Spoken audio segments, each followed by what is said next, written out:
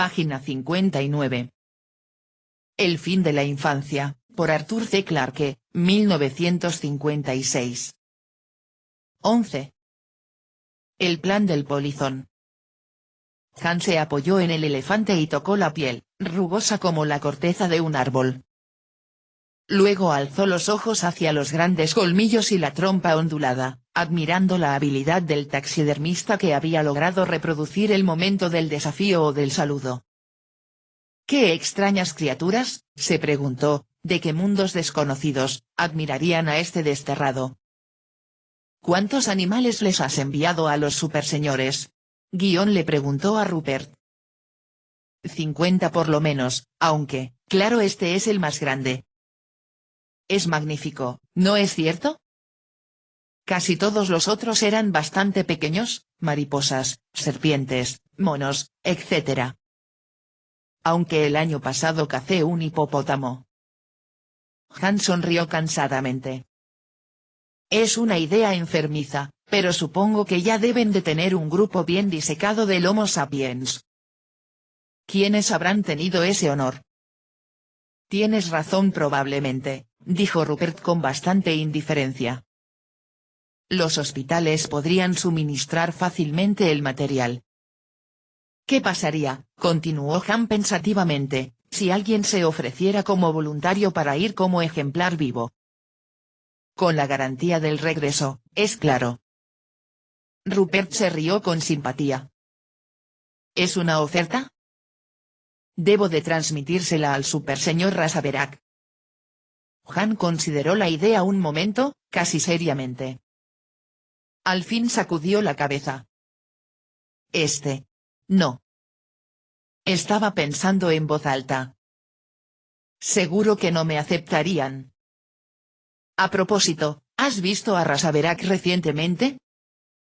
Me llamó hace unas 6 semanas.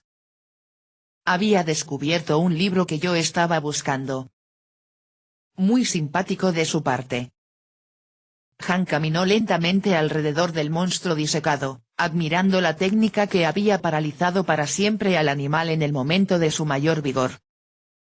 ¿Has descubierto qué estaba buscando? Guion preguntó. Quiero decir, es tan difícil conciliar la ciencia de los superseñores con todo ese interés por el ocultismo. Rupert miró a Han sospechosamente, preguntándose si su cuñado no estaría tomándole el pelo. La explicación de Rassi parece correcta. Como antropólogo, está interesado en todos los aspectos de nuestra cultura. Recuerda que les sobra tiempo. Pueden entrar en detalles a los que nunca ha llegado la investigación humana. Leer toda mi biblioteca ha sido apenas un esfuerzo para Rassi. Podía ser esa la respuesta, aunque Han no se convenció. A veces había deseado confiarle el secreto a Rupert, pero era de naturaleza reservada y había callado. Cuando volviera a encontrarse con el amigo Rassi, Rupert dejaría escapar algo probablemente. La tentación sería demasiado grande. Otra cosa, dijo Rupert, cambiando repentinamente el tema, si crees que este es un gran trabajo, tendrías que ver el que le encargaron a Sullivan.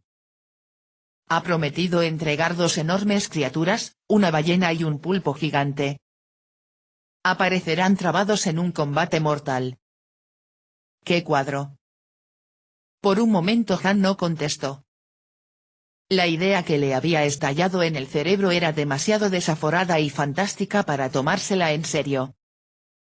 Sin embargo, por ser precisamente tan osada, podía tener éxito.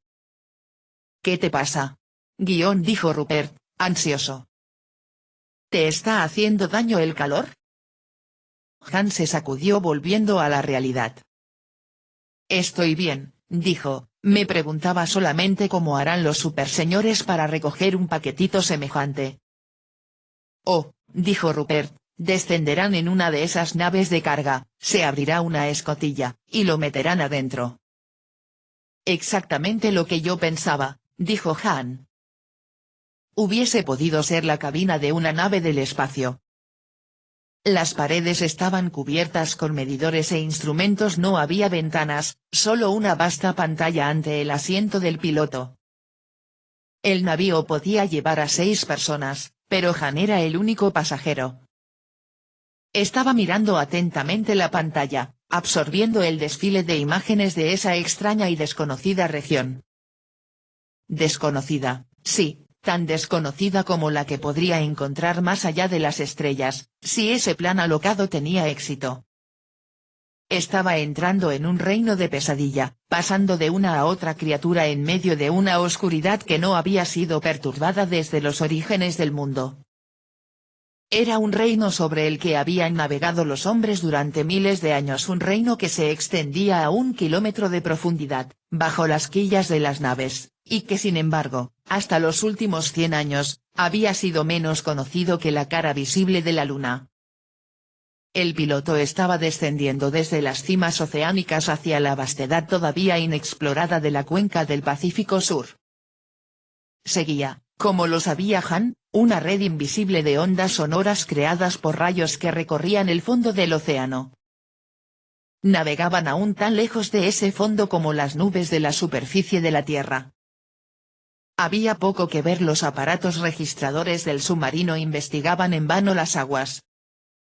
Las perturbaciones creadas por las turbinas de reacción habían asustado probablemente a los peces menores. Si se acercaba alguna criatura sería bastante grande como para no conocer el significado del miedo. La pequeña cabina vibraba sacudida por la energía. La energía que sostenía el inmenso peso de las aguas y creaba la burbujita de luz y aire en la que podían vivir los hombres. Si esa energía fallaba, pensó Han, quedarían encerrados en una tumba de metal, hundidos en el cieno del fondo del mar. Vamos a parar un momento, dijo el piloto. Movió una serie de llaves y el submarino comenzó a detenerse suavemente mientras las turbinas dejaban de funcionar. El navío estaba inmóvil ahora, flotando como un globo atmosférico. Le llevó solo un instante registrar la posición con el sonar. Antes de poner otra vez en marcha los motores, veamos si se puede oír algo, dijo el piloto cuando terminó de leer los instrumentos. El altavoz llenó el silencioso cuartito con un apagado y continuo murmullo. Han no distinguía ningún ruido especial. Era un fluir tranquilo en el que se confundían todos los sonidos individuales.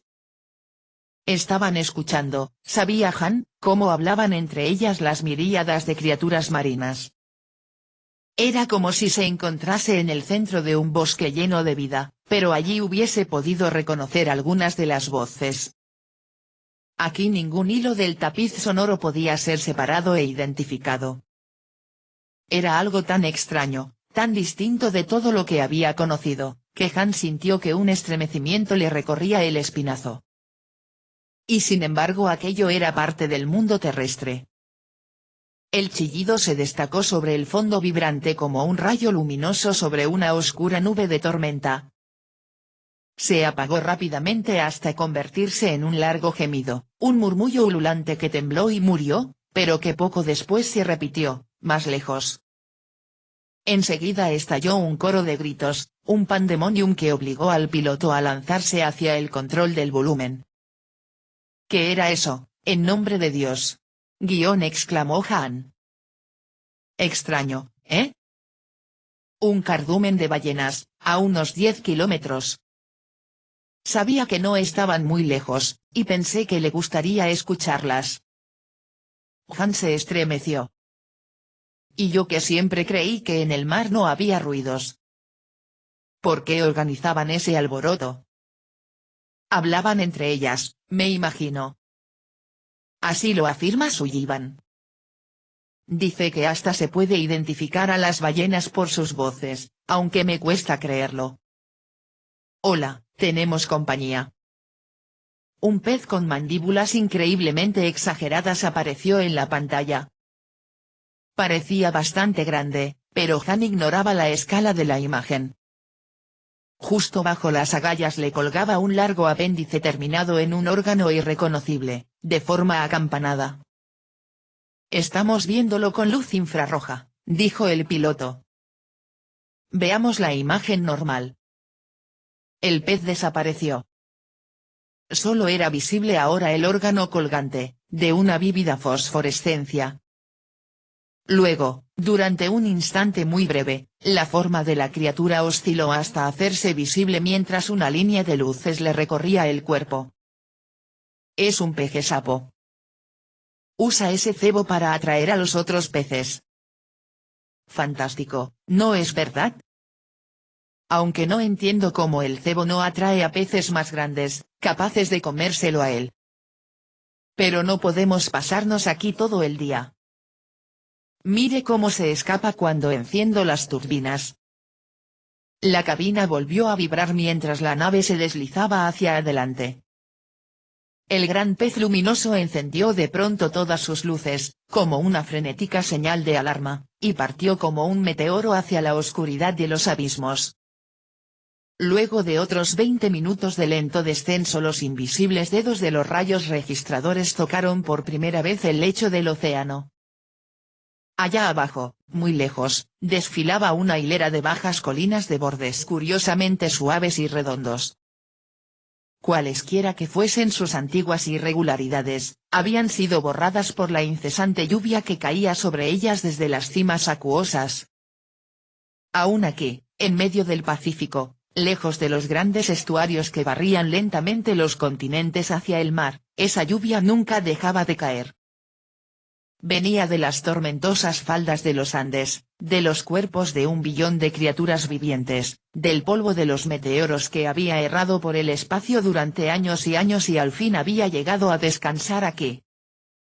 En esa noche eterna estaban depositándose los cimientos de las tierras futuras. Las colinas quedaron atrás. Eran los puestos de avanzada, como Han podía ver en los mapas, de una ancha llanura muy profunda a la que no llegaban los aparatos registradores. El submarino continuó adelantándose suavemente. Ahora otra imagen comenzaba a formarse en la pantalla. A causa de la posición de la nave, Han tardó en interpretar lo que estaba viendo. Luego comprendió que se acercaban a una montaña sumergida. Las imágenes eran ahora más claras y precisas. Han alcanzaba a ver los peces extraños que se perseguían entre las rocas. En una ocasión una criatura de venenoso aspecto y mandíbulas entreabiertas cruzó lentamente ante un arrecife semi-escondido. Un largo tentáculo surgió de las rocas, con tanta rapidez que el ojo no pudo seguirlo, y arrastró al pez hacia su destino mortal. «Estamos cerca», dijo el piloto. «Podrá ver el laboratorio dentro de 1 minuto». Estaban navegando lentamente sobre unas estribaciones que se elevaban desde la base de la montaña. La llanura comenzaba a hacerse visible. Han juzgó que se encontraban a unos pocos centenares de metros sobre el lecho del mar. A 1 kilómetro de distancia, aproximadamente, se veía un grupo de esferas sostenidas por trípodes y unidas entre sí por tubos de conexión. Parecían exactamente iguales a los tanques de alguna fábrica de productos químicos, y en realidad estaban diseñados según principios semejantes. Solo había una diferencia: estos tanques resistían unas presiones que estaban afuera y no adentro. «¿Qué es eso?», exclamó Han súbitamente. Señaló con un dedo tembloroso la esfera más cercana. La curiosa estructura lineal se había transformado en una red de tentáculos gigantescos. Mientras el submarino se acercaba pudieron ver que los tentáculos terminaban en un saco grande y pulposo en donde asomaba un par de ojos enormes. «Ese», dijo el piloto con indiferencia, «es probablemente Lucifer. Alguien ha estado alimentándolo de nuevo». Movió una llave y se inclinó sobre el tablero de controles. S.2 llamando al laboratorio. ¿Quiere alejar a su mascota? La respuesta llegó enseguida. Laboratorio a S.2, adelante y establezca contacto. Luce y se apartará enseguida. Las curvas paredes de metal comenzaron a llenar la pantalla. Han tuvo una última visión de un brazo gigantesco, tachonado de ventosas, que se sacudía alejándose.